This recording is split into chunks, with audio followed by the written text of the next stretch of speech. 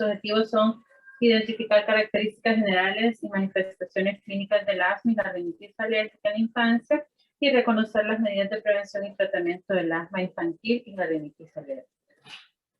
Vamos a empezar hablando primero de rinitis alérgica, pues conceptualmente es un trastorno inflamatorio de la mucosa nasal que se va a caracterizar por congestión nasal, rinorrea, prurito y que puede ser acompañado a menudo de estornudos e inflamación conjuntival. Importante reconocerla por su sintomatología. Podría en algún momento pues confundirse con un resfriado común cuando realmente se trata de una entidad completamente diferente y por lo tanto de un manejo diferente. Entre las generalidades, pues hablamos de que es una enfermedad respiratoria crónica que pues tiene mucha importancia como parte de la morbilidad en los niños. En los últimos 5 años se ha visto un incremento de esta enfermedad, al igual que la que vamos a ver posteriormente, como lo es el asma. Y ambas enfermedades pues van a tener efectos perjudiciales sobre la calidad de vida y el rendimiento escolar, así que también se acompaña de trastornos asociados que van a generar mayores complicaciones en cuanto a la calidad de vida del paciente, ¿verdad? Entre ellas, pues, puede verse asociado a conjuntivitis, sinusitis, otitis media, otitis serosa, amígdalas y adenoides hipertróficas, eczema. Y se asocia con un aumento 3 veces más del riesgo de asma en una edad mayor. En las sociedades desarrolladas, el 20 al 40% de los niños se estima que sufren de una rinitis alérgica y los síntomas aparecen desde la lactancia y el diagnóstico suele determinarse en el momento en que el niño alcanza los 6 años.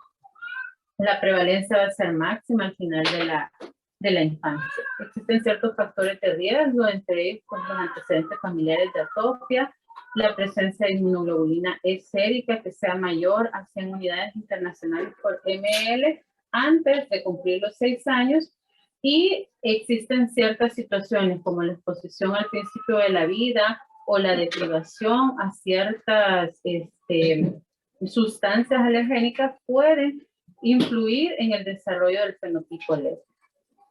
El riesgo va a aumentar en los niños con madres que tienen antecedentes de tabaquismo, sobre todo si este tabaquismo pues ha sido antes del parto, y especialmente en los niños que tengan 1 año y en aquellos que están expuestos a los alérgenos del interior.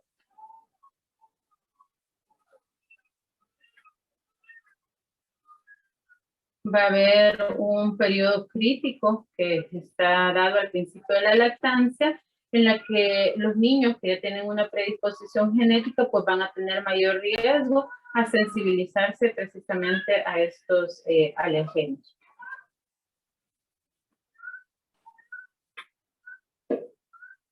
Algunas situaciones propias del paciente, como por ejemplo el parto por cesárea, se ha asociado pues a mayor riesgo de rinitis alérgica y atopia en los niños con antecedente de asma o alergias que han tenido pues sus progenitores, y esto se ha relacionado con la falta de exposición a la flora vaginal fecal materna durante el parto, ¿verdad? Los niños entre 2 y 3 años que tienen inmunidades elevadas frente a ciertos elementos como las cucarachas, los ratones, van a tener mayor riesgo del desarrollo de sibilancias, rinitis y dermatitis atópica, así como la aparición de 3 o más episodios de rinorrea en el primer año de vida se van a asociar a rinitis alérgica a los 7 años de edad. Hay ciertas situaciones también que llaman la atención, como el hecho de que la exposición hacia ciertos animales domésticos como los perros o los gatos y la endotoxina al principio de la infancia son un factor protector frente al desarrollo de la atopia. No así si estos tienen una exposición tardía. En español eso sería, si el animalito, el perro o el gato se encuentra en exposición en la casa cuando el recién nacido llegó, eso se considera un factor protector. No así cuando el niño ya está grande, por ejemplo, a los 2 años nunca ha tenido contacto con estos animalitos y de repente estos son introducidos al hogar. Entonces, eso se considera pues un factor de riesgo y no de protección. La exposición debe ser temprana para evitar el desarrollo de atopia frente a estas mascotas. Otro factor protector es la lactancia materna, ¿verdad? Sabemos los beneficios de esta, sobre todo si es inclusiva los primeros 6 meses, y la recomendación es pues continuar la complementaria hasta los 2 años pues para aprovechar todos los beneficios de la lactancia materna como tal. Entonces, se ha visualizado que una lactancia prolongada, ¿verdad? Va a ser más beneficiosa y se considera un factor de protector. En cuanto a su etiología y clasificación, pues existen 2 factores necesarios para la expresión de la rinitis alérgica. Uno es la sensibilización a un alergeno y lo otro es la presencia de este alergeno en el ambiente. Esas 2 condiciones deben de darse. Luego la clasificación se hace en función de la clasificación de área, en donde va a establecer que puede dividirse en intermitente y persistente y a su vez esta puede subdividirse en leve, moderada e intensa, ¿verdad? Y estas pues pueden mezclarse sobre sí, ¿verdad? La intermitente puede ser moderada e intensa, al igual que la persistente pues puede ser también leve, moderada. La intermitente se va a considerar aquellos pacientitos que tienen menos de 4 días a la semana en los cuales manifiestan síntomas o menos de 4 semanas de síntomas. Va a ser persistente, por lo tanto, si tiene 4 o más días a la semana o 4 semanas en las cuales se mantiene con síntomas. Va a ser leve si ese pacientito pues no tiene mucha afectación en su vida diaria, ¿verdad? Tiene un sueño normal, no hay afectación en las actividades diarias, en el deporte, en sus actividades de ocio, asiste a la escuela y realiza sus trabajos de forma normal y pues no presenta mayores síntomas problemáticos. Sin embargo, va a ser moderada e intensa si se altera el sueño, si hay alteración en las actividades diarias, sobre todo en las de deporte y ocio, y si hay interferencia con la escuela y el trabajo y presenta síntomas problemáticos, ¿verdad? Entre más sea la afectación en estas áreas, pues más intensa será la presentación del cuadro. ¿Cómo se manifiesta clínicamente? Pues ya habíamos hablado un poquito en la definición que hay secreciones nasales, hay prurito nasal, epistaxis. Los pacientitos pueden presentar algo que se denomina saludo alérgico, ¿verdad? Que es una maniobra, podemos verla acá en las imágenes, ves una maniobra en la cual se utiliza la mano y se limpia la nariz hacia arriba con la palma de la mano, ¿verdad? Eso con la intención de aliviar tanto el prurito como desbloquear la vía respiratoria, ¿verdad? Entonces, es una de las manifestaciones clínicas que pueden presentar estos pacientes. Y por eso mismo también pues desarrollan el surco nasal transverso, ¿verdad? Lo que se conoce como pliegue nasal, que va a ser un pliegue cutáneo horizontal por encima del puente de la nariz. Eso es algo tan que hasta cierto punto muchas veces es hasta inconsciente, ¿verdad? Por la misma congestión, el paciente ya busca despejar la vía aérea haciendo esta maniobra, ¿verdad? Otras situaciones que podemos encontrar al momento de la exploración física, pues la presencia de las ojeras del alérgico, ¿verdad? En donde los vasos por debajo infraorbitarios se encuentran más congestionados y por lo tanto es característico en ellos estas ojeras. Podemos observar al pacientito haciendo el saludo alérgico. Otra situación son los pliegues de Denny Morgan, podemos verlos ahí, es un repliegue en el párpado inferior que son característicos de los pacientitos, son parte de los estigmas alérgicos. El surco nasal transverso, a la revisión de las narinas podemos ver hipertrofia de los cornetes y la mucosa pues, puede verse pálida y podemos advertir en muchas ocasiones las secreciones.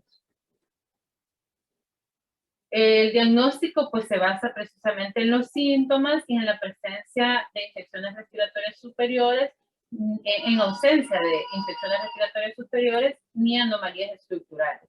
Y típicamente estos síntomas se exacerban cuando se está frente a alergenos, ¿verdad? Entonces, lograr establecer la asociación de los síntomas desencadenados por esta situación nos confirma, nos ayuda al diagnóstico. Entonces, los síntomas típicos van a ser la congestión nasal intermitente, el prurito, los estornudos, la rinorrea transparente, la irritación conjuntival. Y estos se van a ver con mayor incremento ante la exposición del alérgeno responsable. Por ejemplo, determinado perfume, determinado desinfectante, o sacudieron la casa y el polvo de las cucarachas, etcétera. Todo eso hace que inmediatamente inician los síntomas en el paciente. Con el largo tiempo, pues los pacientes pueden perder los sentidos del olfato y del gusto, ¿verdad? Algunos experimentan cefaleas, sibilancias o tos asociadas. La congestión nasal a menudo va a ser más intensa por la noche y pues va a ocasionar la respiración oral y el ronquido típico de estos pacientes, y lo cual va a contribuir a interferir el sueño, pues producen irritabilidad y también pues van a repercutir en cierta medida en el crecimiento de los pacientes. En la exploración física vamos a tener anomalías del desarrollo facial, ¿verdad? Podemos observar mala oclusión dental, la boca entreabierta, que es típica del alérgico, sobre todo aquellos que tienen adenoides un poco hipertróficos, ¿verdad? Entonces, esto va a generar una respiración continua con la boca abierta. Los labios fisurados, precisamente por lo mismo también, las ojeras del alérgico y el pliegue nasal transverso.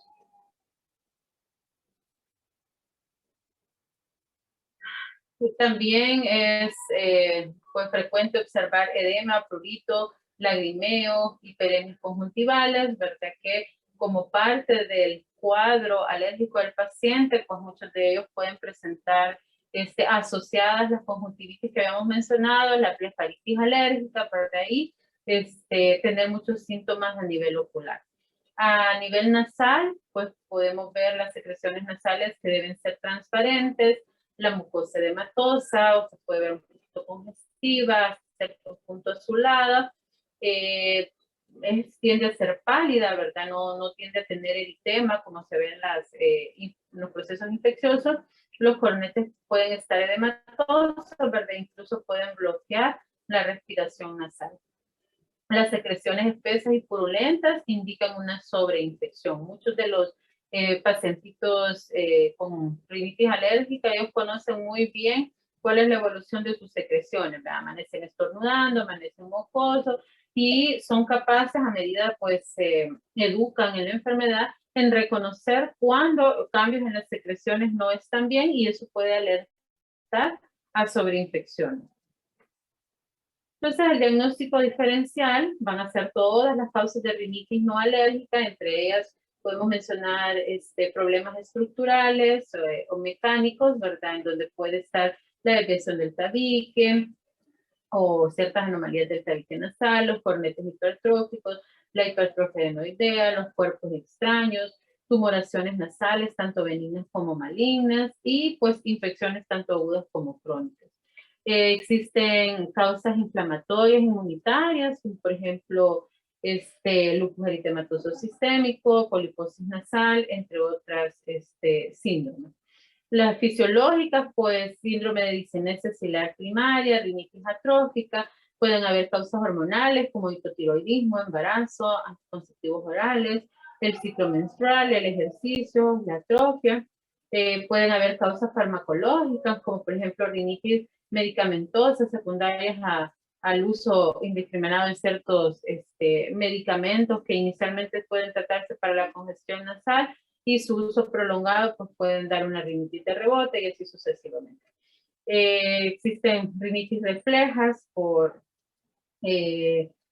inducidas por irritantes, ¿verdad? Por reflejos posturales, entre otras causas, como factores ambientales, desencadenadas por olores, la temperatura, el clima, la presión barométrica, causas ocupacionales, síndrome de la rinitis no alérgica con eosinofilia, rinitis no alérgica perenne, que es una rinitis vasomotora, y los factores emocionales que pueden en alguna medida contribuir.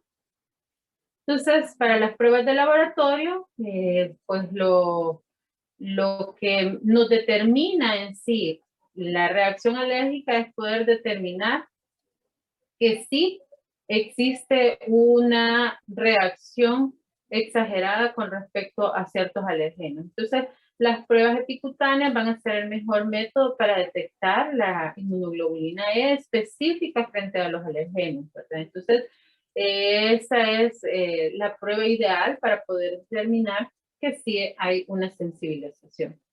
Entonces, hay que considerar ciertas situaciones cuando se van a realizar las pruebas epicutáneas, es que para evitar falsos resultados negativos, antes de las pruebas deben suspenderse los medicamentos que puedan alterarlas.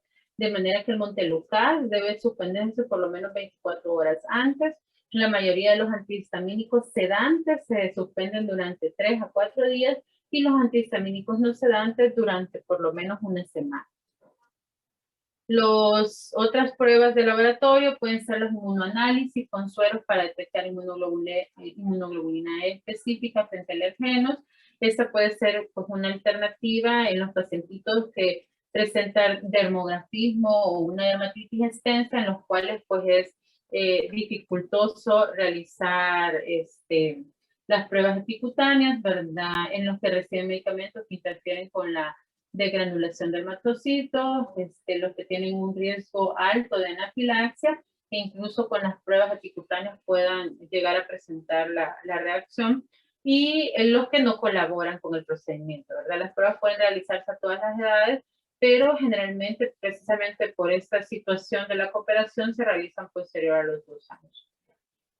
En cuanto a los eosinófilos en el protinasal, pues esos apoyan el diagnóstico de rinitis alérgica, y los neutrófilos pues van a estar más relacionados a algo infeccioso, ¿no? La eosinofilia sanguínea y las concentraciones séricas de inmunoglobulina E total tienen una sensibilidad bastante baja, ¿verdad? Por lo cual en algún momento pueden ser pruebas complementarias, pero que estén negativas pues no descartan el diagnóstico. El tratamiento, pues los objetivos actuales del tratamiento es que de una manera se pueda prevenir de manera segura y eficaz el alivio de los síntomas, ¿verdad? Y eso se va a hacer a través de medidas específicas para limitar la exposición a los alergenos, que va a ser el principal medida a tener en consideración, es alejar de los alergenos el estímulo, ¿verdad? En el paciente, para evitar pues, los síntomas. Entonces hay que tratar de evitar la exposición a los alergenos del interior, que esto pues va a reducir los riesgos de sensibilización y los síntomas de la enfermedad respiratoria. Podemos dar 1 y 1000 medicamentos, pero si no logramos controlar el ambiente, pues difícilmente vamos a lograr resultados favorables. Luego ya hablando en sí de las medicaciones, pues los antihistamínicos orales pueden ayudar a reducir los estornudos, la rinorrea y los síntomas oculares. Pueden ser un tratamiento eficaz, ¿verdad? O por lo menos aceptable en la enfermedad intermitente leve. Y recordar que están clasificados entre los de primera generación, que son los más sedantes, y los de segunda generación, que son relativamente no sedantes. Entonces, los antihistamínicos suelen ser administrados por vía oral, pero también hay presentaciones dioftálmicas, intranasales tópicas, que pueden también ser útiles para estos pacientes. Hay ciertos preparados que se venden para ayudar a tratar la congestión nasal, pero que hay que tener pues, ciertas precauciones con ellos. La pseudoefedrina, que es un vasoconstrictor oral, ¿verdad? No está aconsejado porque puede causar irritabilidad e insomnio, y se asocia a muertes en los lactantes. Entonces, mucho ojo con eso. A veces la pseudoefedrina viene como parte de los preparados que se venden para los resfriados comunes, ¿verdad? Y en los lactantitos, pues sí está contraindicado precisamente por este factor de riesgo. En los niños pequeños, entre 2 a 3 años, pues van a tener mayor riesgo de sobredosis y toxicidad también. Luego, los descongestionantes intranasales, como la oximetazolina y la fenilefrina, No deberían usarse durante un tiempo prolongado por los efectos secundarios que estos conllevan. Por lo tanto, la recomendación es usarla durante menos de 5 días y no deben de repetirse más de una vez en el mes, ¿verdad? Eso con el fin de evitar la congestión de rebote y los efectos secundarios unidos a esto. Es de explicarlo bastante bien a los pacientes porque como hacen un efecto de congestión inmediata, los pacientes pues tienden a querer utilizarlo constantemente, pero al final pues su uso prolongado va a dar una rinitis de rebote. Luego de los tratamientos inocuos y bastante útiles es la irrigación nasal con solución salina, la cual es una medida complementaria porque ayuda a mantener despejada la vía nasal de las secreciones, ¿verdad? Entonces, con esto, hacerse de manera adecuada, pues, los afeos nasales con la solución salina. Los pacientes con síntomas más persistentes e intensos que requieren corticoides intranasales, que son el tratamiento más eficaz para la rinitis alérgica, ¿verdad? Que es un tratamiento que puede ser beneficioso también para la conjuntivitis alérgica concomitante. Y que va a ser precisamente pues el tratamiento ideal. Entonces, existe también la inmunoterapia con el alergeno, que es un tratamiento eficaz, ¿verdad? Tanto para la rinitis alérgica como para la conjuntivitis alérgica. Es un tratamiento largo, pero que con la constancia, pues muchos de los pacientes logran mejorar la intensidad de los síntomas y pues poder controlar mejor la enfermedad. Además de reducir los síntomas, puede cambiar el curso de la enfermedad alérgica e inducir una tolerancia inmunitaria específica del alergeno. Y aparte de eso, pues si se administra mediante inyección subcutánea, debe considerarse en niños en los que los síntomas alérgicos mediados por inmunoglobulina no se pueden controlar adecuadamente mediante la evitación y los medicamentos, ¿verdad? Especialmente los que tienen otros trastornos asociados. Entonces, muchas veces, pues no logramos controlar el asma, la rinitis alérgica, entonces una de las mejores opciones es recurrir a la inmunoterapia, ¿verdad? Esto con respecto a la rinitis alérgica. En Nelson aparecen las tablitas de los medicamentos, ¿verdad? Es una tablita bastante extensa, por eso pues, no la he colocado, en donde aparecen los diferentes esteroides intranasales que pueden utilizarse como parte del tratamiento de esta enfermedad. Ahora vamos a hablar un poquito de asma. Vamos a ver que es una enfermedad también crónica, ¿verdad? Es una enfermedad inflamatoria de las vías respiratorias que va a dar lugar a una obstrucción episódica del flujo de aire.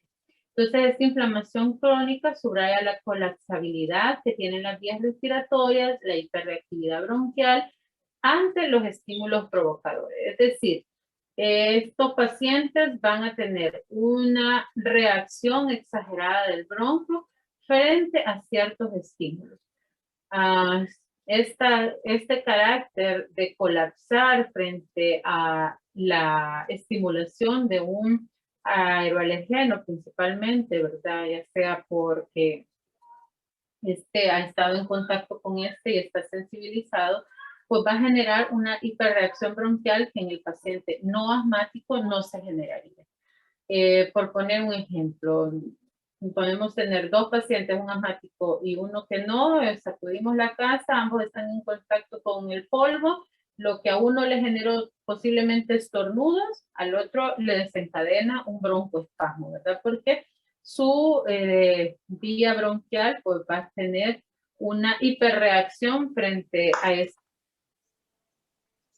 En cuanto a la epidemiología, millones de personas en todo el mundo con este diagnóstico, afecta a todos los grupos de edad, ¿verdad? Se ha visto un aumento constante en los países en desarrollo, sobre todo en los últimos 50 años, lo cual aumenta el costo del tratamiento, cada vez hay una mayor carga en cuanto al gasto público asociado a esta enfermedad. Y si a esto le sumamos, ¿verdad? Que ahí van lo que se pierde por las incapacidades tanto escolares como laborales, pues es una enfermedad con bastante repercusión en la salud. Alrededor del 30% de los pacientes asmáticos refieren el inicio de su enfermedad antes de los 6 años de edad. Como vamos a ver, pues el diagnóstico oficial lo hacemos a través de las pruebas de capacidad pulmonar, y las cuales son realizadas a partir de los 6 años, pero como vemos, hasta el 80% de estos pacientes se manifiesta antes de los 6 años. Entonces, de ahí la importancia de conocer los diferentes fenotipos del asma para poder identificar y tratar adecuadamente a estos pacientitos que se manifiestan tempranamente. Entonces, de todos los niños pequeños que experimentan sibilancias recidivantes, solo una minoría padece de asma persistente al final de la infancia, ¿verdad? Y por eso es importante reconocer los diferentes fenotipos de estos pacientitos sibilantes. Entonces, el asma infantil se encuentra entre las causas más frecuentes de visitas a las salas de urgencia, ¿verdad? Es una causa importante de hospitalizaciones. Bueno, creo que todos los que han hecho turno, me atrevería a decir que ninguno ha hecho un turno y no ha visto un asmático, ¿verdad? Y si no lo ha visto, porque no ha estado pendiente del turno adecuadamente. Que casi siempre hay uno ingresado, ¿verdad? O por lo menos un sibilante temprano. Y también es una importante causa de ausentismo escolar. Ya habíamos hablado que hay un incremento en los últimos años. Perdón. Y el género masculino pues se ve mayormente afectado, también se asocia a otros factores demográficos, el nivel socioeconómico bajo, la raza negra, antecedentes de alergia en los niños, y vivir en el medio urbano pues van a aumentar la prevalencia de desarrollar las crisis asmáticas. Entonces, en etiología vamos a tener diferentes factores que van a confluir, ¿verdad? Y se van a entrelazar para finalmente llegar al desarrollo del asma. Aquí vamos a tener factores biológicos genéticos, factores ambientales, que pues van a interactuar a lo largo de la edad del niño, ¿verdad? Y ahí es donde vamos a tener la progresión hacia la enfermedad. Del ambiente, pues podemos mencionar los alergenos, las infecciones, ciertos microorganismos, los contaminantes, el estrés, y que estos interactúan con el riesgo biológico genético que viene dado a nivel del sistema inmune, pulmonar, y la reparación que se hace frente a estos estímulos. Entonces, ahí vamos a ver cómo el desarrollo inmunitario innato y adaptativo, pues finalmente puede llevarme a una atopia a raíz de una lesión de las vías respiratorias inferiores, ya sea por estas infecciones respiratorias víricas iniciales, aeroalergenos, hipertensión arterial, contaminantes tóxicos. Y lo que sucede es que frente a estos estímulos se genera una reparación aberrante, lo cual genera una inflamación persistente, ese carácter de hiperreacción bronquial, una reestructuración anómala, ¿verdad?, que va a generar un crecimiento y una diferenciación de la vía respiratoria inadecuada y que finalmente se va a manifestar como asma. Entonces, las respuestas inmunitarias a todas estas exposiciones que son frecuentes de la vía respiratoria pueden estimular precisamente una inflamación prolongada y una patogenia, ¿verdad?, que va a generar esa reparación aberrante de los tejidos respiratorios que han sido lesionados por estos estímulos. Allí empiezan a surgir la disfunción pulmonar y la reestructuración de la vía respiratoria, ¿verdad? Entonces, todos esos procesos patogénicos en el pulmón, en el crecimiento durante las primeras fases de la vida, van a influir de manera adversa en el crecimiento y en la diferenciación de las vías respiratorias, y eso va a conducir finalmente en las edades posteriores pues al asma, ¿verdad? Una vez que ha aparecido, parece que la exposición inflamatoria continua empeora muchísimo más el cuadro, induce la persistencia de la enfermedad y aumenta el riesgo de las exacerbaciones graves. Por eso, pues parte de lo importante es mantener un control adecuado de los estímulos que desencadenan todo eso. Entonces, aquí es el contraste de las vías respiratorias de un pulmón sano, ¿verdad? En donde vamos a ver un bronquio completamente normal, con una cantidad normal de moco donde la pared bronquial pues no está edematosa y podemos ver, la verdad, es delgada y permite una luz del bronquio adecuada, amplia, que permite pues el intercambio y la salida del aire adecuadamente, ¿verdad? Y el músculo se encuentra relajado. Mientras que en un pulmón de un pacientito asmático, pues el músculo va a estar contraído, ¿verdad? La pared va a estar mucho más inflamada y va a haber un exceso de músculo. Entonces van a ser los tres componentes que van a predisponer precisamente a las manifestaciones de estos pacientes. Entonces, ¿cómo abordamos a los pacientitos cuando ya dijimos que el diagnóstico certero se hace a partir de los 6 años, pero que el 80% pueden manifestarse antes de esa edad a través de sibilancia? Entonces, ¿qué hacer y cómo saber si ese sibilante realmente es un pacientito que se está expresando como un asmático de manera temprana, ¿verdad? Y yo poder tener un control adecuado y un seguimiento de pues para un mejor desenlace en el futuro. Entonces, vamos a hablar sobre el abordaje del paciente sibilante. En primer lugar, vamos a definir lo que se considera asma del lactante. Asma del lactante va a ser aquel pacientito que tiene 3 o más episodios de sibilancia o tos. Muchas veces podemos tener ambos, ¿verdad? Podemos tener tos y sibilancia. Pero hay ocasiones en donde la tos es el síntoma principal y este es el que nos pone en alerta. Y estas sibilancias y esta tos en este pacientito que estamos definiendo como asma del lactante ocurre en el marco clínico en donde el diagnóstico de asma es el más probable, habiendo obviamente excluido otros diagnósticos menos frecuentes. Es decir, este paciente tiene un broncoespasmo que revierte con el uso de beta-2 agonistas. Entonces, en el contexto en donde ya descartamos no es una bronquiolitis, no es un cuerpo extraño, no hay otras situaciones que me puedan explicar esas recurrencias de sibilancias o de tos persistentes y que tienen un carácter de reversión frente al uso de los ABAT. Entonces, estamos hablando de un asma del lactante. Entonces, ¿cuáles son los fenotipos del asma en los niños lactantes y en los preescolares que presentan sibilancia? Esto se desglosa de un estudio que se realizó bastante conocido, que es el estudio Tucson, en el cual se logró definir los diferentes fenotipos del asma y eso pues nos permitió categorizar. Así vamos a tener 3 grupos: los sibilantes precoces transitorios, los sibilantes persistentes atópicos y los sibilantes persistentes no atópicos. Entonces vamos a ver cada uno de ellos. Permítanme un momentito a conectar eso.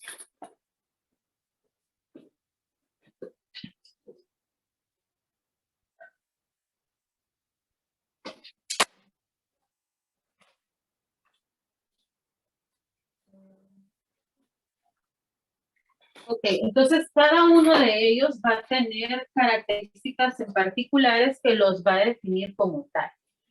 Por ejemplo, las sibilantes precoces transitorios se van a caracterizar precisamente porque son pacientes que ya han presentado por lo menos 3 eventos de sibilancias al año. Por ejemplo, ese que catalogamos como asma del lactante, pues puede ser que sea un sibilante precoz transitorio.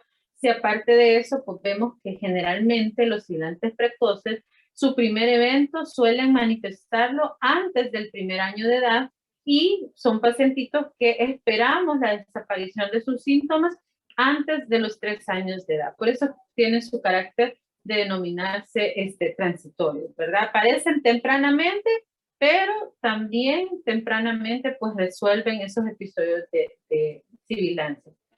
Generalmente van a estar originadas o estas sibilancias se ven asociadas a cuadros virales de infecciones respiratorias agudas de las vías superiores o a ciertas malformaciones al nacimiento en la vía a nivel del sistema respiratorio, pulmonar o cardíacas, ¿verdad?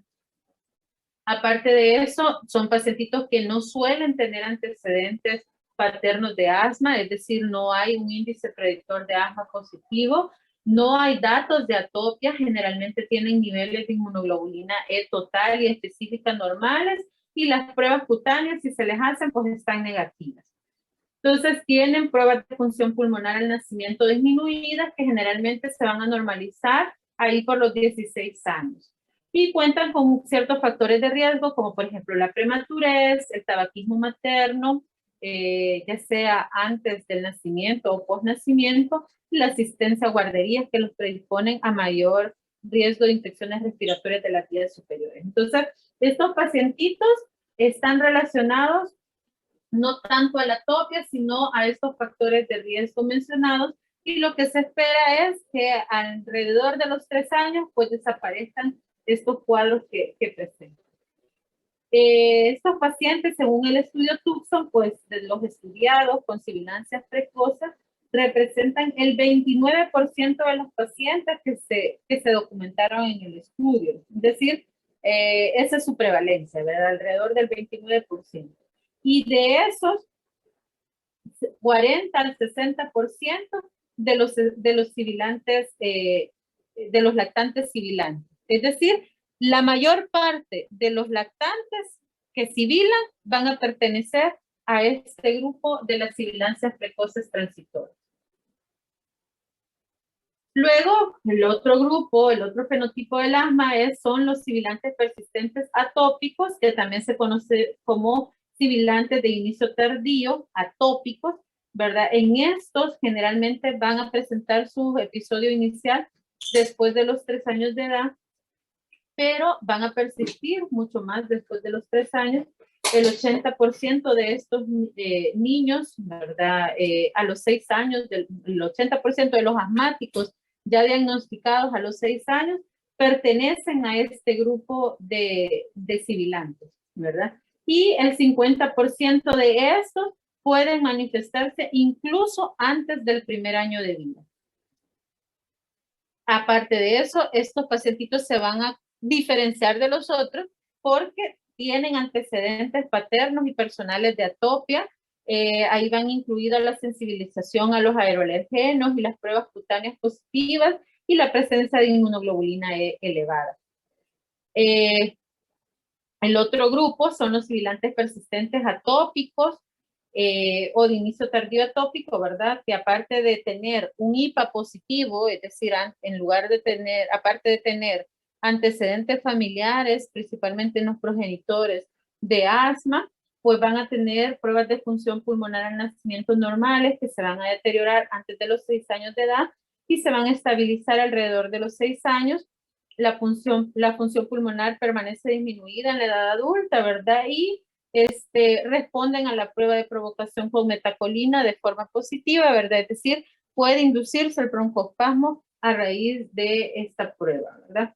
Estos representan el 20% de los lactantes sibilantes, pues ya dijimos que si bien es cierto, lo que se espera es que sean los sibilantes que inician posterior a los 3 años, hasta el 50% de los niños sibilantes con este fenotipo, su primer episodio fue antes del año de edad.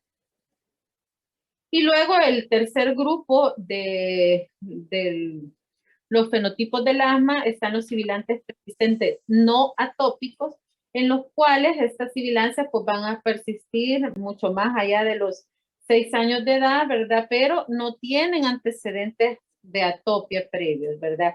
Generalmente van a estar asociados a infecciones virales, van a remitir generalmente al llegar a la adolescencia y por los 13 años de edad en promedio, ¿verdad? Y van a estar asociados a la presencia de hasta en un 70% de los pacientitos que pertenecen a este grupo tuvieron un episodio de infección por virus sincitial respiratorio en la edad temprana, ¿verdad? Y posterior a ello, pues desarrollan estos cuadros persistentes de sibilancia.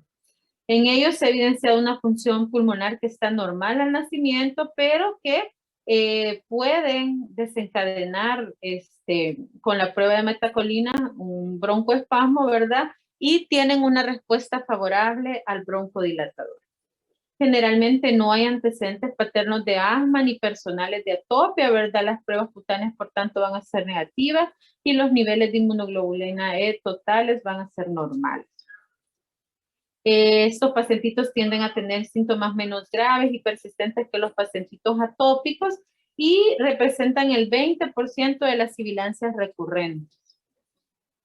Entonces, ahí están resumidas las características de los diferentes fenotipos de sibilancia según el estudio Tucson, ¿verdad? En donde podemos ver los factores de riesgo que están asociados, ¿verdad? Con los otros parámetros que ya describí, ¿verdad? Cómo se encuentra la función pulmonar, cómo está la respuesta a los diferentes factores, ¿verdad? Tanto los factores de riesgo como el tabaquismo materno, las infecciones respiratorias, los antecedentes personales familiares, así como el tiempo que duran, ¿verdad? La gran, bueno, todos ellos, no la gran mayoría, sino que todos ellos van a tener una adecuada respuesta al uso de los ABAT, ¿verdad? De los broncodilatadores.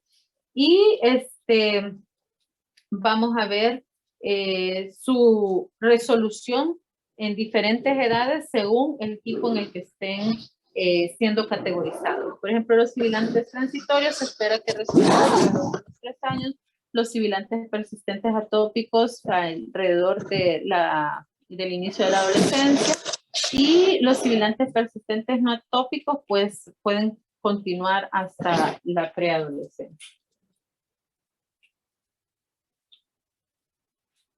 Esta es parte de los diferentes patrones también, ¿verdad? Otra tablita que también se desglosa del mismo estudio Tucson, ¿verdad? En donde ponen siempre características particulares con respecto a antecedentes de riesgo y características propias del paciente, ¿verdad? Como por ejemplo el sexo y la asociación con factores familiares o no. Otro elemento importante a la hora de evaluar, pues el pacientito, ya habíamos mencionado, es un índice predictor de asma y si los progenitores tienen una predisposición para continuar, una atopia, etc. Entonces, algo que nos ayuda mucho es el índice predictivo para asma, ¿verdad? El cual fue elaborado por Castro Rodríguez y colaboradores, en el cual, ¿verdad? Se establece el índice predictivo para asma, ¿verdad? El cual se va a considerar si tiene un criterio mayor y 2 criterios menores, ¿verdad? Entonces, aquí podemos encontrar los criterios mayores, van a ser antecedente de padre o madre asmáticos, la presencia de eczema en los primeros 3 años de vida, ya sea manifestada por prurita, eritema o eczema crónico, y la sensibilización a los aerolegénicos. Los criterios menores van a ser diagnóstico médico de rinitis, o de alergia a los alimentos, ¿verdad? Y los eventos de sibilancias no asociadas a resfríos y la presencia de inmunoglobulina E total mayor del 4%. La alergia en los niños pequeños con tos o sibilancias recurrentes va a ser el principal factor de riesgo de que persista el asma infantil. También Nelson pues pone los mismos factores, ¿verdad? Desglosados como los factores de riesgo para asma persistente en la primera infancia y ahí van, ¿verdad? El asma en los progenitores, la presencia de alergias, las infecciones graves de las vías respiratorias inferiores, las sibilancias que no están asociadas a los catarros, pertenecer al sexo masculino, tener bajo peso al nacimiento, la exposición al humo de tabaco ambiental y que tengamos una reducción en la función pulmonar en el nacimiento. Entonces, existen 2 clases frecuentes de asma infantil categorizadas según el curso natural de la enfermedad, como son las sibilancias recidivantes y el asma crónico. Dentro de las sibilancias recidivantes, pues estas se encuentran desde el principio de la infancia, ¿verdad? Son desencadenadas sobre todo por infecciones víricas frecuentes en la vía respiratoria y habitualmente resuelven en los años preescolares o en los primeros años escolares. Y están los que evolucionan hacia el asma crónica, ¿verdad? Los cuales van a estar asociados a alergias que persisten en las fases posteriores a la infancia y a menudo pues, pueden incluso llegar hasta la edad adulta y es más probable que remita la enfermedad más leve, ¿verdad? Entonces, Muchos de los pacientitos, ya vimos, pueden experimentar una mejoría alrededor de la adolescencia, pero eso va a depender mucho de cómo la enfermedad se ha manifestado en los años anteriores, ¿verdad? Si estamos hablando de una enfermedad persistente grave, pues las probabilidades de remisión van a ser menores. Entonces, la clasificación podemos hacerla en función de la evolución natural que acabamos de mencionar, en función de la gravedad de la enfermedad, en función del control de esta y en función de la respuesta al tratamiento. Así tenemos diferentes clasificaciones en función de la evolución natural de la enfermedad. Tenemos las sibilancias transitorias no atópicas, el asma persistente asociadas a atopia, ¿verdad? Y en función a cómo tenemos los diferentes tipos clasificados según la respuesta, o más bien desde el punto de vista terapéutico, vamos a tener que según la gravedad podemos dividirla en intermitente y persistente. Y dentro de la persistente se encuentra subdividida en leve, moderada o grave, ¿verdad? Cuando estamos hablando de clasificarlo por gravedad, nos referimos a la gravedad intrínseca de la enfermedad cuando no tenemos medicamentos controladores del asma. Es decir, ese que de primera vez lo diagnosticamos como asmático, allí es donde necesitamos clasificarlo, ¿verdad? Como intermitente o persistente. Cuando ya tenemos el medicamento controlador, pues esto ya es más difícil porque el medicamento controlador pues va a modificar esa gravedad intrínseca. Entonces va a ser más difícil categorizar. Partir de la clasificación de la gravedad es importante porque eso me va a dar la pauta de cómo voy a iniciar el tratamiento en el paciente asmático. Luego viene la clasificación por el control, ¿verdad? En donde podemos clasificarlo como bien controlada, no bien controlada y muy mal controlada. Luego los patrones de tratamiento, ¿verdad? Existen los que son fáciles de tratar, que se refiere a aquel pacientito que está bien controlado y que tiene niveles bajos de tratamiento controlador diario. Están los pacientitos que son difíciles de tratar, en los cuales están controlados, pero a expensas de niveles altos de los medicamentos. Los exacerbadores son aquellos que, a pesar de tener bien controlada su asma, pues aún tienen riesgo de presentar exacerbaciones graves. Y la refractaria es aquellas que continúan teniendo un mal control de su enfermedad a pesar de tener múltiples tratamientos controladores y a pesar de que estos se encuentran ya en niveles altos. Entonces, ¿cuáles son las manifestaciones clínicas que nos van a dar a nosotros la pauta del diagnóstico? En primer lugar, pues la tos seca y las sibilancias respiratorias intermitentes, que van a ser los síntomas crónicos más comunes, ¿verdad? Que los habíamos mencionado en un inicio. De hecho, mencionábamos el hecho que muchas veces el síntoma principal va a ser la tos, ¿verdad? Ese niño que durante la noche se despierta tosiendo de la nada. O ese niño que anda corriendo y el correr le genera tos, el reírse le genera tos, etcétera, ¿verdad? Y los niños mayores y los adultos, pues ya expresan síntomas un poquito más específicos, pueden llegar a referir la sensación de falta de aire, la congestión, pueden referir esa opresión torácica, el dolor torácico asociado, ¿verdad? En los niños pequeños es más probable que presenten dolor torácico intermitente y que no esté bien focalizado. Luego, los síntomas respiratorios pueden empeorar durante la noche, asociados al sueño, en especial durante las exacerbaciones prolongadas desencadenadas por infecciones respiratorias o aeroalergenos. Recordar que el momento de mayor reactividad de la vía respiratoria va a ser entre las 12 de la noche y las 8 de la mañana y por lo tanto esa es la hora en donde más sensible a presentar exacerbaciones va a estar el paciente asmático.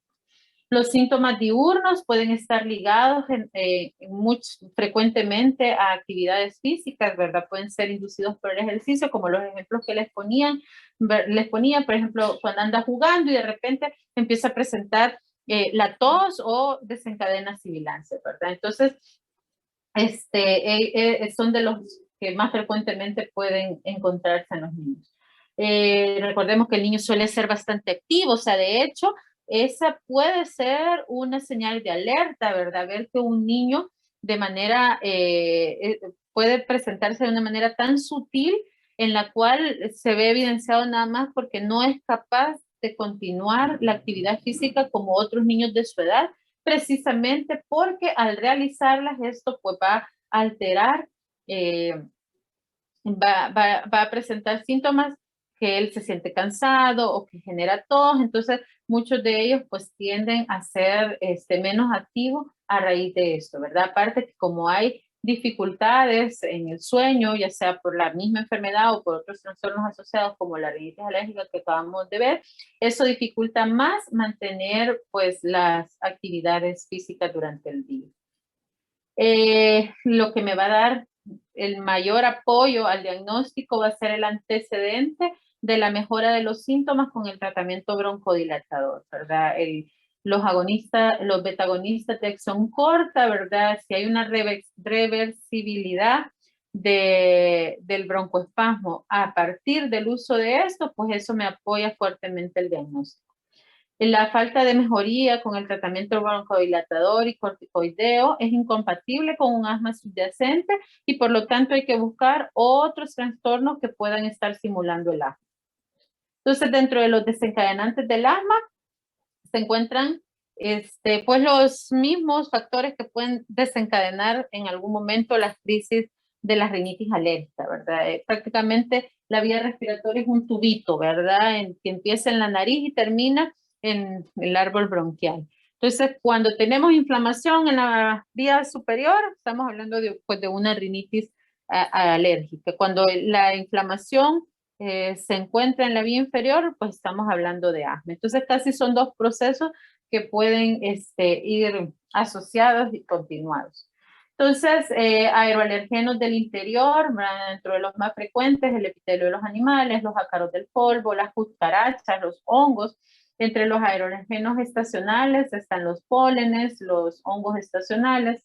Dentro de los contaminantes del aire se encuentra principalmente el humo de tabaco ambiental. El humo del tabaco es tan terrible que no es necesario que yo esté expuesta al humo como tal. Muchas veces los familiares, sí, el papá fuma, pero fuma afuera. Para empezar, el humo es muy volátil y puede distribuirse ampliamente en el ambiente. Y no solo eso, sino que el cigarro, como sabemos, tiene tantos componentes que la persona que fuma en el olor, en la ropa, en las manos, ¿verdad? Puede continuar transportando estos agentes que van a ser un estímulo nocivo para el paciente. Entonces, no basta que fume fuera, ¿verdad? Si la ropa, las paredes, las manos están contaminadas con el tabaco, también se considera nocivo para el paciente. Otros contaminantes del aire como el ozono, el dióxido de nitrógeno, azufre, ciertas partículas, el humo de quemar madera o carbón, que son cosas que debemos tener en consideración como desencadenantes frecuentes en nuestro medio, ¿verdad? Muchos de los pacientitos pues cocinan con leña en sus casas, que es parte, bueno, hoy que han hecho historias clínicas, es parte de las cosas que indagamos, que ahorita pues los hacemos que pregunten hasta el último elemento de la historia clínica, pero más adelante, a medida uno va conociendo las enfermedades, pues sabe orientar y buscar en qué momentos es que a mí me interesan más estos datos, ¿verdad? Si tengo un pacientito asmático, debo indagar cuál es el ambiente en el que se encuentra, porque del control ambiental va a depender mucho el control de la enfermedad. Cierto, bueno, el polvo, ¿verdad? El polvo más perjudicial es el polvo casero, que es el cual va a contener alergenos, ¿verdad? Tanto como ácaros, epitelio de los animales, epitelio nuestro, ¿verdad? De lo que constantemente pues descama nuestra piel y polvo de las cucarachas, etcétera. Entonces, el polvo peor y más nocivo como aeroalergeno va a ser el polvo casero.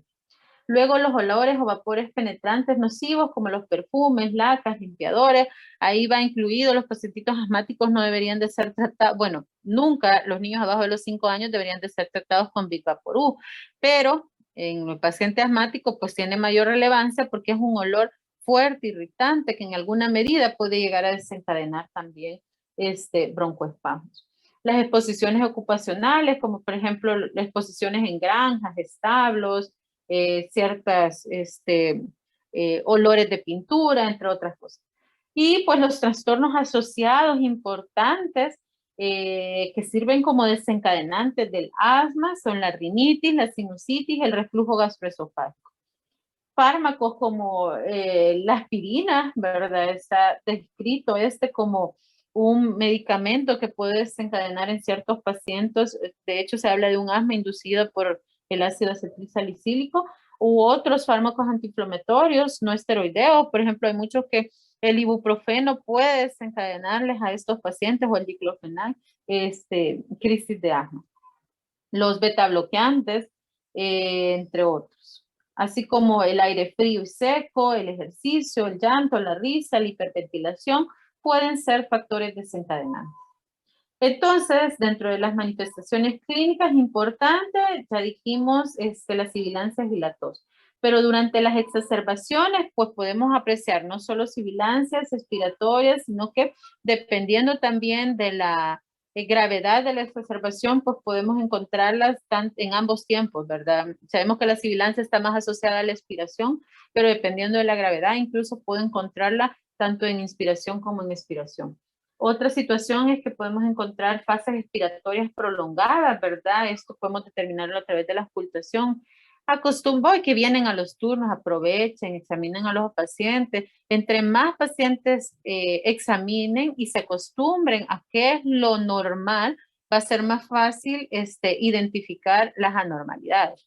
Y ya no digamos cuando tenemos pacientitos en donde podemos aprovechar a poner en práctica todo eso. ¿Verdad? Un paciente con un estatus asmático que esté ingresado, etcétera, pues voy, lo oculto, ¿verdad? Sí, puedo identificar cuáles son sus ruidos pulmonares que este paciente presenta, etcétera.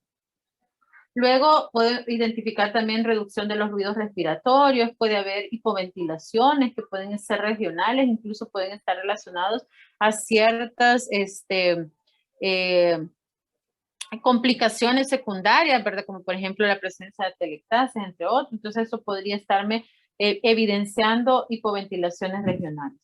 Algunas veces, y eso es bien importante en el pacientito asmático, puede encontrarse, bueno, sabemos que hay excesiva producción de moco, por lo tanto los roncos son frecuentes, pero algunas veces también puede encontrarse estertores que se escuchan crepitancias, ¿verdad? Y esto se debe precisamente a la misma producción del moco, ¿verdad? Y del exudado inflamatorio de las vías respiratorias. Entonces, muchas veces confunde el hecho de posiblemente tener cuadros infecciosos asociados precisamente porque se escuchan esas crepitancias. Muchas veces al poner el tratamiento broncodilatador, pues estos revierten y deja de escucharse como tales, ¿verdad? Mientras que en una infección estos pues no se van a modificar. La combinación de los crepitantes segmentarios y ruidos respiratorios reducidos pueden indicar atelectasias pulmonares segmentarias, ¿verdad? Y eso es difícil de identificarlo clínicamente de una neumonía bronquial y saber que si hay una atelectasia, pues eso va a complicar muchísimo más el tratamiento de la exacerbación aguda. En las exacerbaciones graves, pues la mayor obstrucción de las vías respiratorias se va a hacer pues mucho más trabajosa, ¿verdad? Y por lo tanto puede en algún momento llegar a desencadenar insuficiencia respiratoria, lo cual puede identificarse a través de sibilancias expiratorias e inspiratorias, prolongación de la expiración, escasa entrada de aire, es decir, la ventilación no es la adecuada a nivel pulmonar, pueden haber poliretracciones, ¿verdad? Supraestanales, intercostales, puede haber aleteo nasal, el uso de músculos respiratorios accesorios. Y lo más grave es que tengamos un tórax silente, ¿verdad? En donde ya vamos a ver más adelante en una tablita, puede ser la última fase, ¿verdad? En donde el flujo de aire está tan limitado que no se pueden escuchar ni siquiera sibilancias, ¿verdad? Entonces, ojo con eso. Veo al paciente muy cansado, con muchas retracciones, no oculto nada, eso está más grave todavía porque quiere decir que su ventilación está muchísimo más comprometida y por lo tanto debo actuar muchísimo más rápido en este paciente. Entonces, esta es la tablita que pone Nelson en cuanto a la gravedad de las exacerbaciones. Ojo, es diferente hablar de gravedad intrínseca de la enfermedad, que es la que me ayuda a clasificarla, a hablar de gravedad de las exacerbaciones. Aquí estamos hablando de qué tan severa es precisamente esa crisis que está presentando el paciente. Entonces podemos verlo evidenciando a diferentes parámetros como es la falta de aliento, ciertos signos, ¿verdad? Como los signos vitales, entre ellos la frecuencia respiratoria, el uso de músculos accesorios, la presencia o no de sibilancias, y pues si tuviéramos a nuestra disposición la cuantificación de parámetros que me permitan evaluar cómo está la capacidad pulmonar. Entonces, por ejemplo, en la leve, la falta de aliento, pues vamos a ver que esta tal vez se ve evidenciada al caminar, ¿verdad? Al hacer un esfuerzo. Es capaz de decir frases largas, puede verse un poco agitado, ¿verdad? Pero se encuentra alerta. La frecuencia respiratoria pues, va a estar aumentada, el uso de músculos accesorios puede que no, habitualmente pues no esté presente en estos pacientes. Las sibilancias pueden ser moderadas, a menudo solo son expiratorias. Podemos tener una frecuencia de pulso menor de 100 y el pulso paradójico pues, va a ser nulo. Mientras que a partir de la moderada, pues vemos que hay una mayor falta de aliento, ¿verdad? Sobre todo aún cuando se está en reposo. Recordemos que en los lactantes, para ellos, el alimentarse al seno materno constituye un esfuerzo y por lo tanto podemos ver dificultad al alimentarse. Vemos que suelta el pecho o puede estar más irritable, ¿verdad? Con un mayor llanto, ¿verdad? Que incluso el llanto puede irse entrecortado precisamente dando pautas a esa falta de aliento. Niños más grandecitos pues prefieren estar sentados, tienden a decir frases cortas, habitualmente son niños que se ven mucho más angustiados, ¿verdad? Por la misma falta de aire, la frecuencia respiratoria va a estar aumentada, el uso de músculos accesorios va a ser frecuente, las sibilancias van a ser fuertes a lo largo de toda la expiración y la frecuencia de pulso oscila entre los 100 y los 120. Puede haber un pulso paradójico. En la más grave, ¿verdad? Vamos a ver una mayor falta de aliento, puede haber rechazo a la alimentación en los lactantes, el paciente tiende a mantenerse pues erguido, ¿verdad? Hay una intolerancia al decúbito, puede que no logre decir frases largas, sino que apenas y logra decir palabras. Algo que ayuda fácilmente a identificar eso es pedirles que digan su nombre completo a los niños mayorcito, ¿verdad? Que ya están en la capacidad de decir su nombre, pues les pedimos que digan su nombre completo. Si no es capaz de decir el nombre completo y hay unos que solo el nombre logran decir o necesitan como una larga pausa para poder decir cada uno de los nombres, ¿verdad? Entonces, eso me da la pauta de mayor gravedad.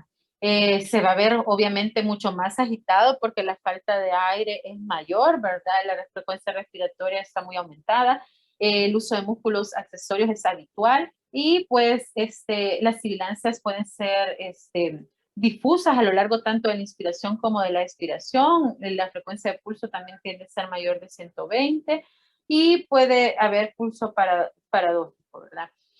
Y hay un subgrupo dentro de la categoría de gravedad que nos indica la parada respiratoria inminente.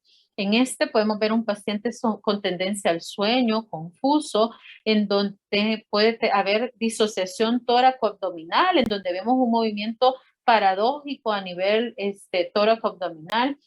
Podemos tener ese tórax silente que les mencionaba, en donde faltan las sibilancias. Y si tenemos bradicardia, ojo, ese paciente ya está por hacer paro, ¿verdad? Y pues puedo tener incluso una frecuencia respiratoria que no esté tan taquipneico precisamente por el agotamiento de los músculos, así como la ausencia del pulso paradójico, ¿verdad? En función de el agotamiento de los músculos respiratorios. Si tuviésemos la capacidad de evaluar cómo está la función pulmonar, pues podríamos evidenciar, ¿verdad? Un flujo expiratorio máximo en la leve de 70 o más del volumen predicho inicialmente. En la moderada, pues vemos una reducción entre el 40 y el 69%, en la grave menos del 40% y en la parada inminente menos del 25%, ¿verdad? Y así podemos verlo también fácilmente con la saturación de oxígeno. Por ejemplo, en la leve vamos a tener saturaciones arriba del 95%, mientras que en la moderada saturaciones entre el 90 y el 95%, y en la grave, pues saturaciones menores del 90%.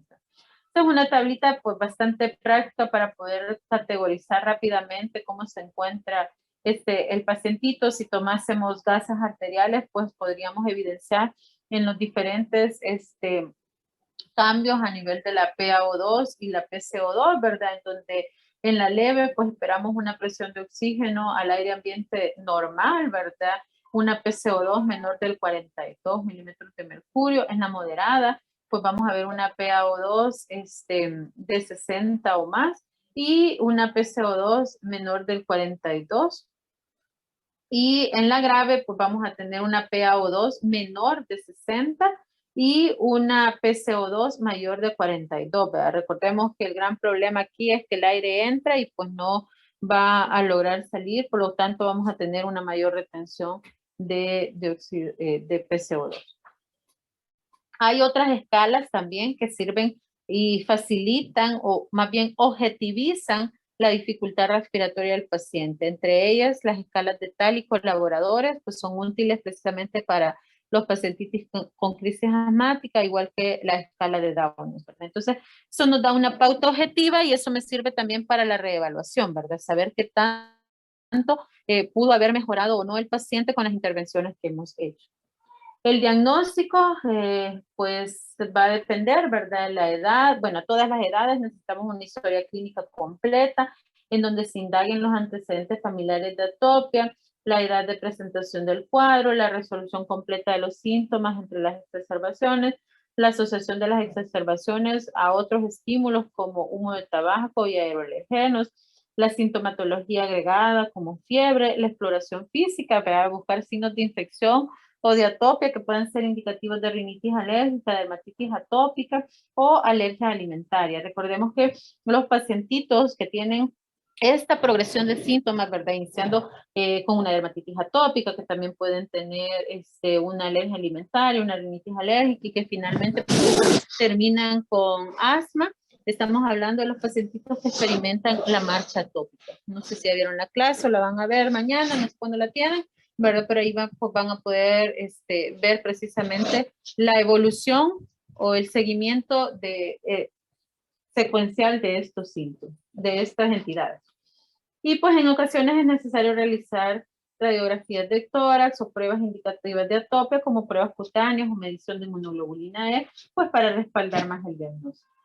Este es el flujograma que presenta el GINA, ¿verdad? En donde habla que el paciente que tiene síntomas típicos de asma, ¿verdad? Si los tiene, pues hay que continuar el algoritmo, ¿verdad? Detallando en la historia clínica elementos que respalden el diagnóstico de asma. Si con eso, pues se respalda, entonces estamos hablando aquí, recordemos que el GINA parte a raíz de que podemos realizar ya la espirometría, ¿verdad? A partir de los 6 años. Entonces, se realizan las pruebas con espirometría o una prueba de reversibilidad, ¿verdad? Y si estos pues respaldan el diagnóstico de asma, pues se debe tratar como tal, ¿verdad? En pacientitos menores que no podemos hacer el estudio con espirometría, pues las pruebas de reversibilidad a través del uso de ABAC sirven como pruebas terapéuticas y respaldan el diagnóstico. Entre los antecedentes de los síntomas respiratorios, los que me apoyan el diagnóstico, pues los síntomas típicos, ¿verdad? La sibilancia, la falta de aire, la presión del pecho y la tos. Y pues hay que considerar que generalmente las personas asmáticas van a manifestar más de uno de estos síntomas, ¿verdad? Y que van a aparecer de forma variable, se manifiestan a lo largo del tiempo, varían en intensidad, suelen aparecer o empeorar durante la noche o al despertar, suelen ser desencadenados con el ejercicio, la risa o alergenos o el aire frío y suelen aparecer o empeorar en las infecciones virales. Entonces, si encaja en todo eso, estamos hablando de síntomas que respaldan el diagnóstico. Y luego esta es la evidencia con respecto a las pruebas, de función pulmonar, ¿verdad? En donde podemos evidenciar a través de la determinación de la fracción de la espirometría, ¿verdad? Podemos documentarlo y poder hacer el diagnóstico, pero para ello, pues ya dijimos que necesitamos contar por lo menos con 6 años, ¿verdad? O por lo menos de 6 años en adelante, que me permita pues fácilmente la colaboración del paciente, ¿verdad? Puede tener 6 años, pero si no colabora, pues difícilmente. Entonces, a través de ello, pues podemos determinar, a través de cuantificar el volumen expiratorio forzado en un segundo, ¿verdad? Y ver cómo se encuentra también la capacidad vital forzada. Entonces, en base a eso, pues vamos viendo con los valores parámetros que me puedan apoyar el diagnóstico y cómo estos pueda documentarse la reversibilidad a través o más bien posterior al uso de los beta, más bien los broncodilatadores, que eso va a ser lo que va a probar realmente el diagnóstico, ¿verdad? Porque puedo tener los parámetros disminuidos por otras situaciones, ¿verdad? Pero el carácter de reversibilidad frente al broncodilatador va a ser lo que me va a apoyar el diagnóstico. Diagnóstico diferencial, pues los principales trastornos de las vías aéreas superiores que me pueden simular un diagnóstico de asma se encuentran la rinitis alérgica, la rinitis crónica y la sinusitis, ¿verdad? Que vendrían siendo pues los primeros, los trastornos respiratorios de la vía media, media, ¿verdad? Respiratoria, que más simulan un asma. Dentro de ellos se encuentran la laringotraqueobroncomalacea, la laringotraqueobronquitis, la disfunción de las cuerdas vocales y la aspiración de cuerpo extraño, pues son las más frecuentes, entre otros que están ahí mencionados en la tablita, ¿verdad? Tener en consideración también la bronquitis crónica con exposición al humo de tabaco. Y los trastornos de las vías inferiores que simulan con mayor frecuencia asma, pues van a ser la bronquiolitis vírica, el reflujo gastroesofágico a la cabeza, ¿verdad? Entre otras causas que pueden simular. En relación a las pruebas de laboratorio, pues las pruebas de función pulmonar pueden ayudar a confirmar el diagnóstico de asma y determinar la gravedad de la enfermedad.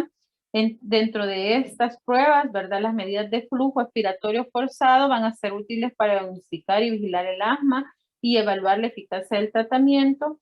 Las pruebas de la función pulmonar son particularmente útiles en niños con asma que perciben mal la obstrucción del flujo aéreo, ¿verdad? Entonces, cuando por fin vienen a aparecer los síntomas, pues ya tenemos un buen rato de tener obstrucción de la vía aérea y pues no había sido percibido previamente, ¿verdad? O manifestado antes.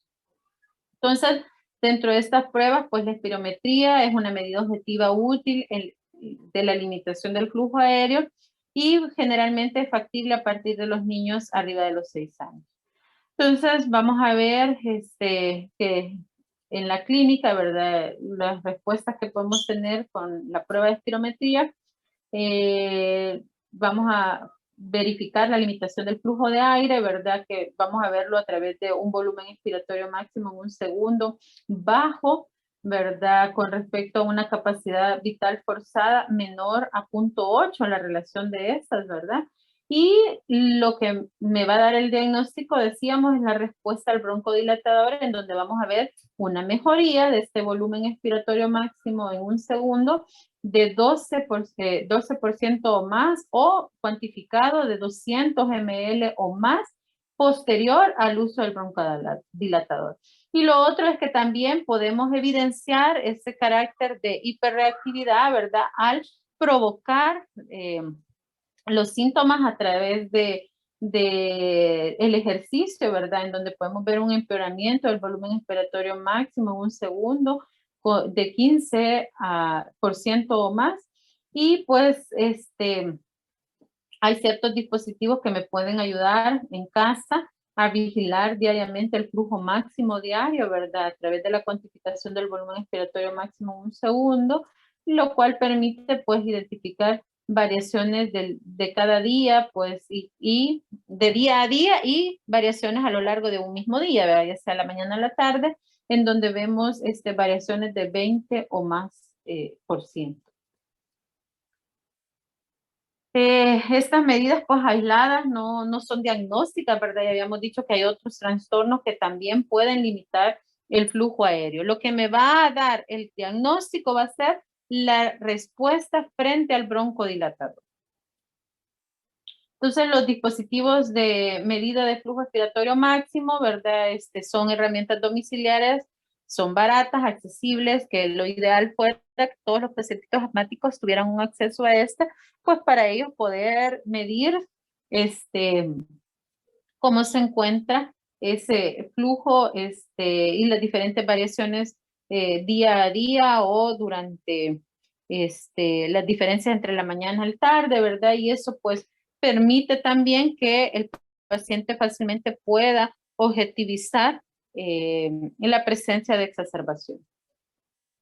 Con respecto a la radiología, generalmente pues no es necesario enviar radiografías como parte de apoyo al diagnóstico, ¿verdad? A menudo van a ser normales, pueden haber signos sutiles, inespecíficos, donde los principales hallazgos encontrados en las radiografías del asmático van a ser la hiperinsuflación y el engrosamiento peribronquial.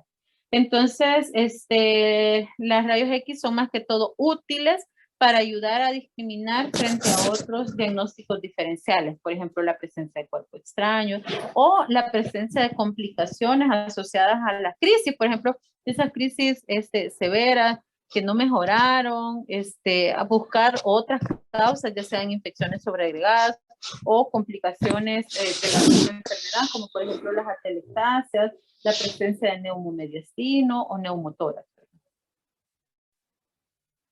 En el tratamiento, pues no me voy a detener tanto porque creo que lo vamos a abordar un poquito más en la pediatría 2, ¿verdad? Solo vamos a mencionar que el tratamiento se basa en 4 componentes que van a ser la evaluación y monitoreo de la actividad de la enfermedad, la educación,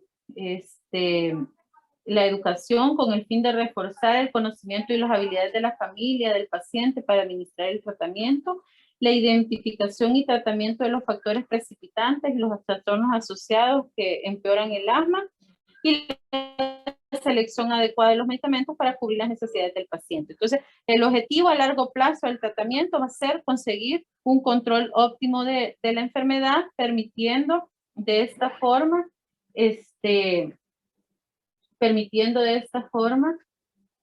el control de la enfermedad y que el paciente pues pueda realizar sus actividades diarias de la mejor manera sin tantas complicaciones, ¿verdad? Entre mejor esté controlada la enfermedad, pues la calidad del paciente pues va a ser mejor. Entre más educado y consciente esté el paciente de su enfermedad, pues más va a ser mayor va a ser su actuación durante los cuadros agudos y precisamente pues mejor va a ser la respuesta que vamos a tener con estos pacientes. Entonces, ya para finalizar, pues nada más definir lo que son las exacerbaciones del asma, ¿verdad? Que son episodios agudos o subagudos de empeoramiento progresivo de los síntomas y de la obstrucción del flujo de aire, ¿verdad? La obstrucción del flujo aéreo durante las exacerbaciones puede hacerse extensa y provocar incluso una insuficiencia respiratoria que puede poner en peligro la vida, ¿verdad? Entonces, las exacerbaciones empeoran a menudo durante el sueño, entre la medianoche y las 8 de la mañana, que es cuando decíamos que había pues mayor inflamación y reactividad de la vía respiratoria, ¿verdad? Que es donde están en su punto máximo. Y pues es importante frente a las exacerbaciones recopilar una anamnesis dirigida en donde podemos determinar el inicio de la exacerbación actual. Es importante, son de parte de los datos que deben registrarse en la historia clínica de estos pacientes. ¿Cuándo inició la exacerbación? ¿Cuál es la frecuencia y gravedad de los síntomas diurnos y nocturnos y la limitación de la actividad para que eso me permita identificar qué tan bien controlado o no está este paciente? La frecuencia del uso de los broncodilatadores de rescate, los medicamentos actuales y alergias, los posibles desencadenantes, los antecedentes de los ciclos de esteroides sistémicos, las visitas al departamento de urgencias, los cuadros de hospitalización, cuadros severos previamente asociados como la presencia de intubación o episodios que ponen en peligro la vida, las observaciones de la exploración física, constantes vitales como la presencia de disnea, el movimiento del aire, el uso de músculos accesorios, las retracciones, el grado de ansiedad, la alteración del estado mental, la oximetría y la función pulmonar. Todo ello es parte de lo que necesitamos indagar en cuanto a la evaluación tanto de la anamnesis como de la exploración física, que no pueden faltar cuando hagan historias o evalúen a pacientes con cuadros asmáticos. Y finalmente, pues, establecer factores de riesgo de la morbilidad y mortalidad para el asma. Existen factores de diferente tipo, entre los biológicos se encuentra la exacerbación previa grave al asma, el hecho de que el paciente ya haya estado alguna vez en cuidados intensivos, sobre todo si tuvo una intubación por asma, tiene un riesgo biológico mayor de morbimortalidad en este paciente. Ese paciente no se puede dejar ir a su casa, ¿verdad? Después de una exacerbación en la que se haya presentado en un servicio de urgencia. Debe dejarse en observación porque el riesgo de un asma mortal en este paciente es mayor. Y los episodios repentinos de asfixia, ¿verdad? Insuficiencia respiratoria o parada respiratoria que haya presentado previamente, 2 o más hospitalizaciones por asma en el último año, 3 o más visitas al departamento de urgencias en el último año, variación diurna acentuada y creciente de los flujos máximos en el caso de los pacientitos que tienen la capacidad de medir su flujo a diario en casa, ¿verdad? El uso de más de 2 envases de betagonistas de acción corta en el mes, una mala respuesta al tratamiento corticoideo sistémico, pues pertenecer al sexo masculino, que tenga antecedentes de bajo peso en el nacimiento y que sea una raza diferente a la blanca, pues lo pone en mayor riesgo biológico. Ok, eso es lo que les traía para el día de ahora, ¿verdad? La bibliografía, pues siempre es Nelson, las guías del GINA del 2019, y no sé si tienen alguna pregunta. Bueno, y el estudio Tucson, ¿verdad? ¿Tienen alguna pregunta?